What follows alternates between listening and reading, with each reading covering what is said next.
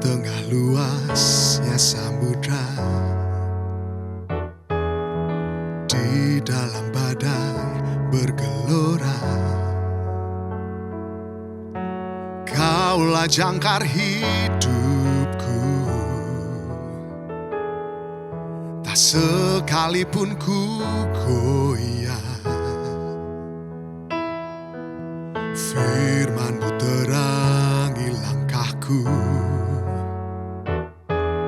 sumber damai dalam hidupku. Ku aman di dalam-Mu, penyertaan-Mu sempurna.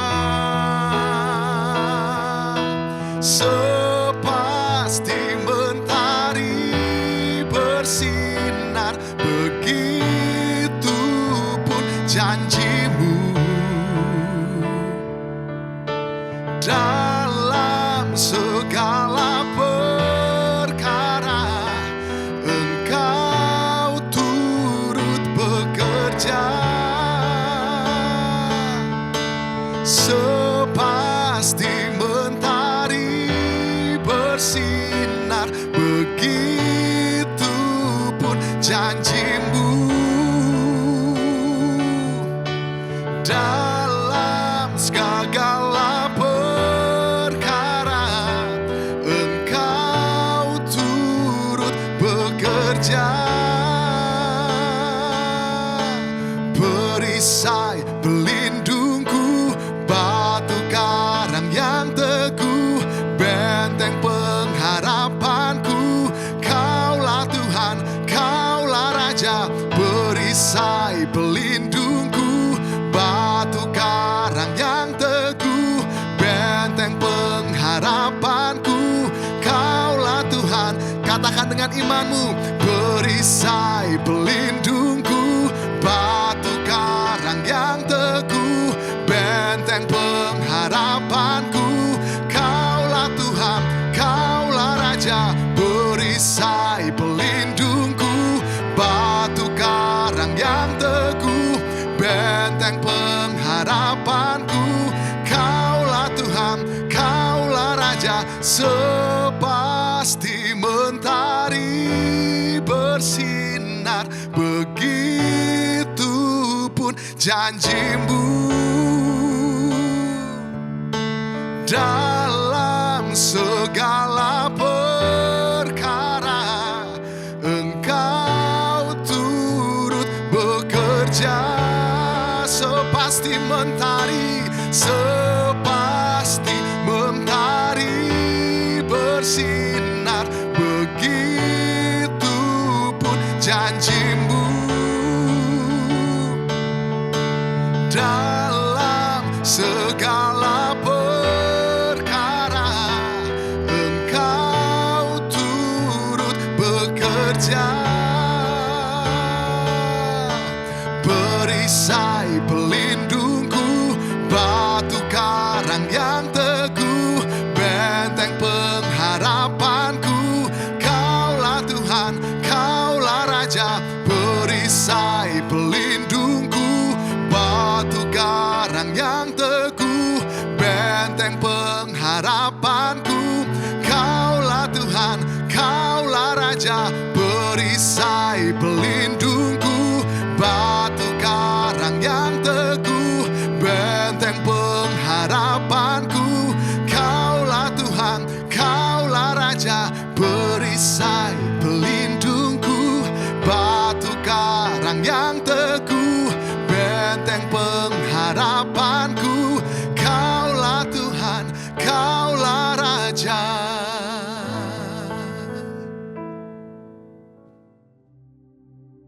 Shalom semua, kembali kita pada pagi ini sama-sama merenungkan kebenaran firman Tuhan yang diambil dari Yosua 24. Jadi kita memasuki Yosua 24 dan ayat yang diangkat adalah ayat 14 dan 19. Ini bagian yang menjadi hal yang kita mau sama-sama renungkan.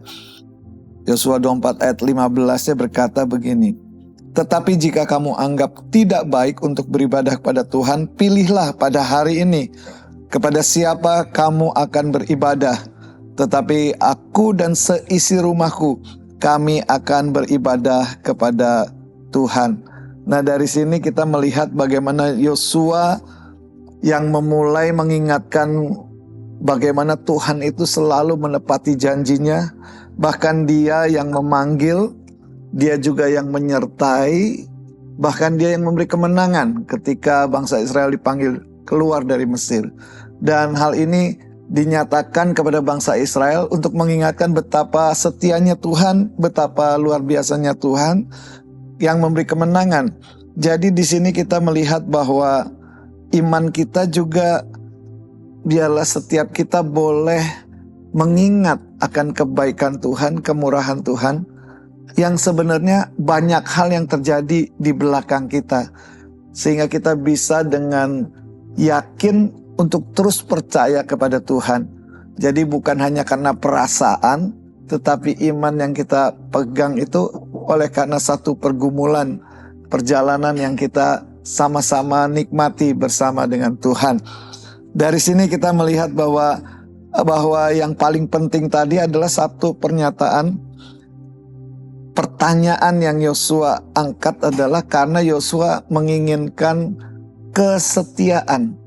Yosua menginginkan bangsa Israel itu enggak setengah hati, enggak yang perjalanan-perjalanan yang dulu-dulu yang membuat mereka akhirnya terbuang. Tetapi kita tahu bahwa ada satu hal yang ingin ditekankan di sini adalah supaya bangsa Israel enggak percaya Tuhan tapi menyembah yang lain juga gitu ya. Jadi pilih, justru diberikan satu pilihan. Pilihlah saat ini kepada siapa kamu beribadah.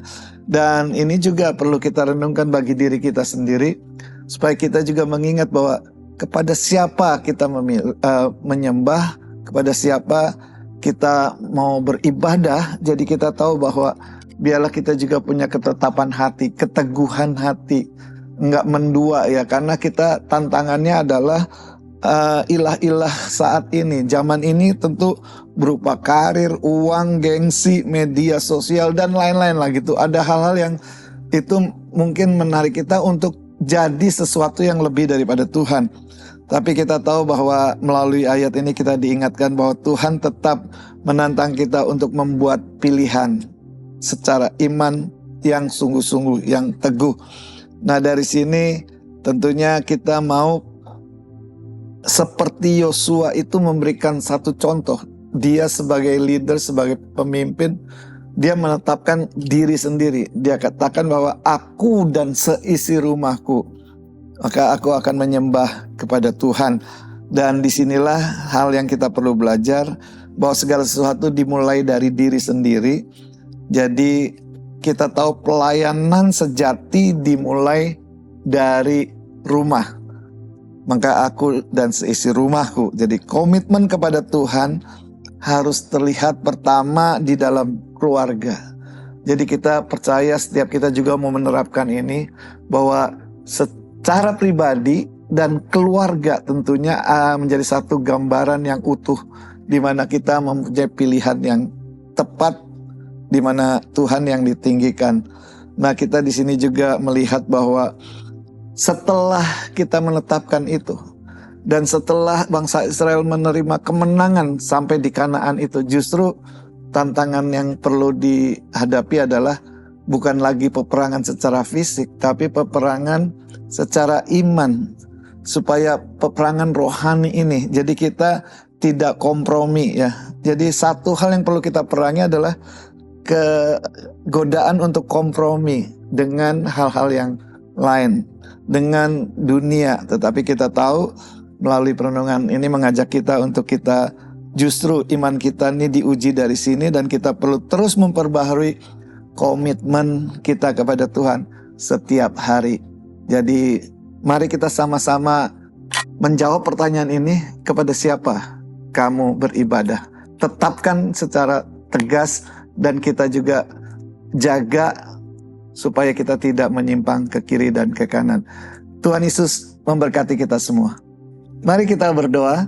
Bapa dalam surga, kami bersyukur di dalam waktu yang singkat kami boleh merenungkan bagaimana firman-Mu mengingatkan kami bahwa di dalam perjalanan kehidupan rohanian kami, biar kami boleh mempunyai satu pilihan yang tepat, yaitu kami dan seisi rumah, kami memulai dari keluarga untuk memilih untuk beribadah kepada Tuhan. Dan kami tahu Tuhan, di dalam tantangan-tantangan yang ada di depan kami, biarlah kami juga tidak terpancing untuk kompromi dengan hal yang Tuhan benci, dengan hal yang Tuhan tidak kehendaki. Oleh sebab itu saat ini biarlah kami berdoa, kami mau belajar untuk memperkuat dan meneguhkan, berkomitmen iman kami dari hari ke hari. Di dalam nama Tuhan Yesus kami bersyukur dan berdoa. Amin. Yosua 24.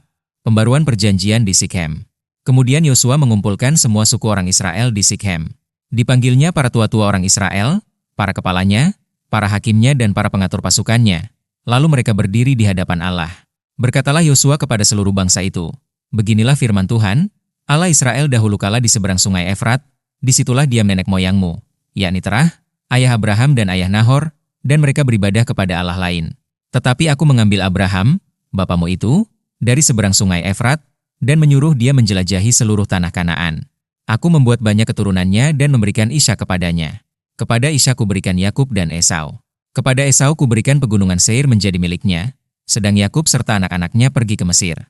Lalu aku mengutus Musa serta Harun dan menulahi Mesir, seperti yang kulakukan di tengah-tengah mereka, kemudian aku membawa kamu keluar. Setelah aku membawa nenek moyangmu keluar dari Mesir dan kamu sampai ke laut, lalu orang Mesir mengejar nenek moyangmu dengan kereta dan orang berkuda ke laut Teberau. Sebab itu berteriak-teriaklah mereka kepada Tuhan, maka diadakannya gelap antara kamu dan orang Mesir itu dan didatangkannya air laut atas mereka, sehingga mereka diliputi. Dan matamu sendiri telah melihat apa yang kulakukan terhadap Mesir. Sesudah itu lama kamu diam di padang gurun. Aku membawa kamu ke negeri orang Amori yang diam di seberang sungai Yordan, dan ketika mereka berperang melawan kamu, mereka kuserahkan ke dalam tanganmu, sehingga kamu menduduki negerinya, sedang mereka kupunahkan dari depan kamu. Ketika itu Balak bin Zipor, Raja Moab, bangkit berperang melawan orang Israel. Disuruhnya memanggil Bileam bin Beor untuk mengutuki kamu. Tetapi aku tidak mau mendengarkan Bileam, sehingga ia pun memberkati kamu.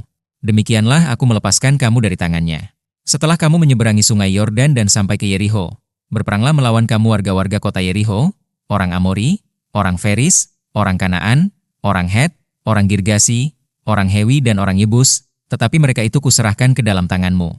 Kemudian aku melepaskan tabuhan mendahului kamu dan binatang-binatang ini menghalau mereka dari depanmu, seperti kedua raja orang Amori itu. Sesungguhnya, bukan oleh pedangmu dan bukan pula oleh panahmu.